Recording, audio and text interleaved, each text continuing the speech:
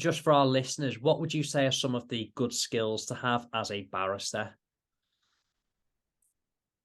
The first one I would say is communication, because I think that encompasses a number of things. Mm. Obviously, advocacy, but advocacy encompasses more than simply going into court and pleading a case. In the interests of transparency, I don't do an awful lot of courtroom advocacy day to day in my role, but if I'm having to engage with people at a political level or sort of have some very frank conversations with clients, it still requires those skills that you might employ in front of a judge, because you're having to, put a case and persuade people, um, and defer to sort of other points that may arise. But also, obviously, communication skills help whenever it comes to your written advocacy, because you need to be able to convey information comprehensively, yes, but also concisely in a way that is easily understood by people who are perhaps not as immersed in legalese as we might be. And I do always find it funny to observe sort of people coming in, say on work experience and things like that, that I will have observed in the past, and sort of, I think this again feeds into the fact that, having had the benefit of working for quite a while before coming into practice, it just always amused me that, I think, for people who are quite young and inexperienced, they think that you must sort of speak in a certain way, or send an email in a certain way, and you think it's like, why are you using four words where one will do? Sort of part of good advocacy is about knowing what not to say, Yeah. as well as it is knowing what to say. Um, and then with communication, to finalize that sort of first point, is the people skills element. And I know you touched on this, John, in a previous question, previous chat we were having earlier on this evening. But understanding that you will be dealing with different people from different backgrounds with different priorities, and knowing that you will need to be able to tailor your approach to your audience, depending on their level of understanding or engagement, or where they're starting from. So I think communication skills are the first thing that will strike a lot of barristers probably in practice, and should be one of the first things that you should be thinking about if you are a prospective barrister coming along.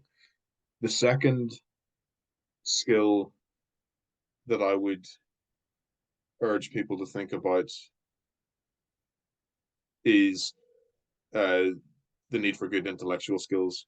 And I don't necessarily mean by that that you need to have been the best academically, because intellect comes in many different forms, but it's, to my mind, having good intellectual skills beyond the academic, it's the basis, for example, for good research. It's knowing what questions to ask. It's knowing, how to analyze the information that's presented to you, knowing how to spot gaps, knowing where to go for your answers, and knowing how to apply your research so that it informs your advice. Um, I think with your intellect comes hopefully the ability to think practically if you're coming into this job, because oftentimes it's not about telling the client or whoever else all the stuff you know about an area of law. It's about being able to distill the key information, identifying what's relevant, setting aside what's irrelevant, and providing practical solutions. And sometimes that might involve identifying something the client wants, even if they don't actually know they want it.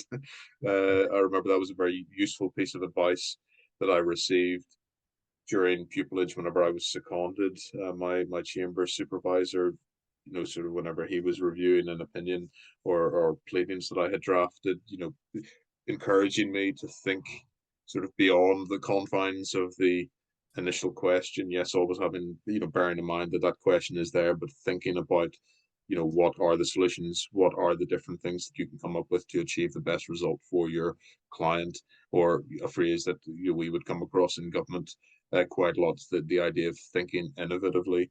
So that's why I would stress the need for a good intellectual basis for this job.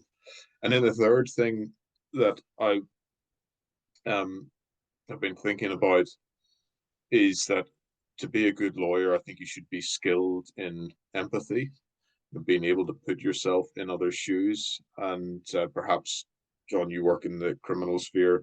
Um, you'll understand this perhaps better than uh, others who are working in different areas of law. But I do think it's a point that applies across the board, is that you need to understand others' perspectives, and you'll see, like we were talking about my experience growing up where I'm from, understanding that people do have a different view on things, and it's respecting people even if you don't agree with them, Mhm. and learning those lessons, and sometimes having the humility to accept that and having it inform your approach.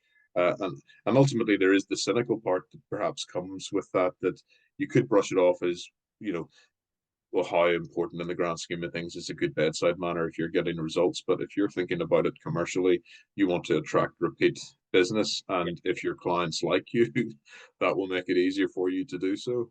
Definitely, yeah. That's the way to think about it. Yeah, I think you've hit the nail on the head there. Three really good points. I mean, coming back to communication, as you say, firstly you'd think, well, it's just advocacy, but it's more than that. As a good lawyer, you need to be persuasive at all times, and sometimes cases can be won before you even get to the courtroom just by having those good communication skills and by being persuasive. You can speak to your opponent before you go into court, let them know why you're running certain points, and sometimes your opponent will pick up, okay, right, yeah, maybe we've not got a case, concede certain points, you can agree certain things, it makes the trials run more smoothly, or may result in a trial cracking, for example. So the good communication can start before you even get into the courtroom itself. I was told a story that, somebody knew a particular judge who the first thing they did whenever they saw somebody's pleadings in front of them was to turn to the back page and see who wrote it. And if they were known to the judge, might have an idea, oh, this person, I sort of quite like the way they present things generally. Mm. And if you can, become known for having that skill, I think that's useful. And with that advice was something that I think was useful, was passed on to me, which was, regardless of whether, say, you're pleading, um, a claimant's side, or a defendant's side, a respondent's side, a claim or a defense, you should be able to look at the pleading as it you sort of in isolation and have a full understanding of Yeah. the issues that are going on, rather than it simply being a response to something, for example. And I think sometimes, especially in your early uh, days of practice, you think, right, there's a textbook way of doing this, that you lose sight of the bigger picture. But obviously, practice makes as close to perfect as it's possible to get in this profession, and you'll find that your communication skills will only get better over time. Yeah, absolutely. And I think what you were talking about there with, a judge looking to the back and looking at who's drafted the pleadings, a lot of that comes down to reputation as well. And I think that Yeah, that crosses over with your bedside manner, because there's a certain way that you need to present yourself in terms of to the judge, to your opponents, etc. And I think the key thing is following the ethical guidelines. Make sure that you're an ethical lawyer and play with a straight bat as well, because if you find that you're bending the rules, that word spreads quickly, and you lose your reputation. Whereas if you've got a reputation as a good, honest practitioner that's ethical, people can trust you, and it makes it much easier for people to deal with you on your cases as well. So I yeah. think Honestly, should always be the starting point. And I say this whether it's anything you're doing in practice or even in your application, just be transparent. yeah, Because the worst that can happen is you'll be asked a question and you'll give further explanation. But it's better than being caught out, because often that is worse than simply having sort of been upfront in the first place.